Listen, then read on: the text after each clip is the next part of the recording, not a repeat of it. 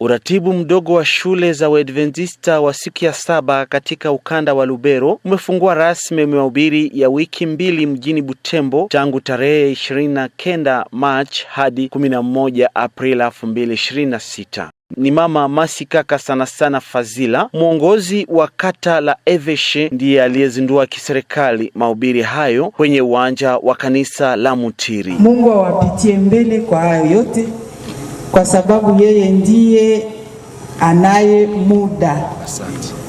Na tutaomba Mungu ili mambo yote yapitike kwa usalama. Amina. Na wakati tutamaliza salama, tutashukuru tena jina lake. Amina.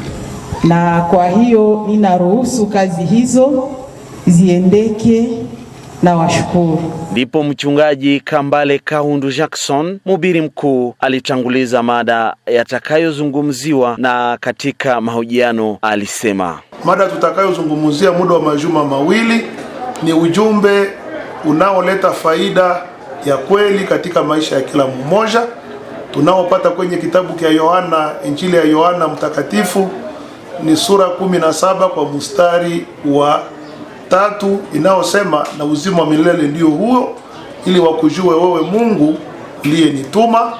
Ni ujumbe ambao tutauzungumzia virefu na vipana ili tubarikiwe tena sote tunapojifunza maandiko matakatifu. Upande wake mratibu Bwana Wanzabalele Elize, upendo wa Yesu ndio unatubidisha. Kwa kweli kampeni hii lengo lake ni kuwafundisha, ni kuwahubiri wana wa Mungu upendo wa Mungu, ni kuwaleta kwa Yesu, wakiri waamini ya kwamba Yesu ni Mwokozi, na ufalme wako unapowadia wawe miongoni mwa wale watakao uimiliki, na yote atakayekiri namna Yesu alivyosema, anayeamini na kubatizwa ataokolewa. Japo walimu na wanafunzi wapo likizoni, wamoja wao wamefika kuendesha mahubiri. Mimi ni mwongozi wa shule la msingi la Cheba ya Mabambi.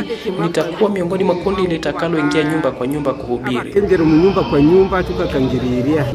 Shule letu la Mwenye nimekuja kama mwongozi na walimu wamenisindikiza ni 3. Tunawashukuru viongozi wa masomo, tunawashukuru wazazi, hata watoto wetu waliojitahidi kwa kutoa pesa kwa ajili ya huo mkutano. Leo siku ya Sabato tumewapata wanakambi wawili ambao si wa Sabato ambao wamewasili ili waje wakaendeshe mikutano pamoja nasi.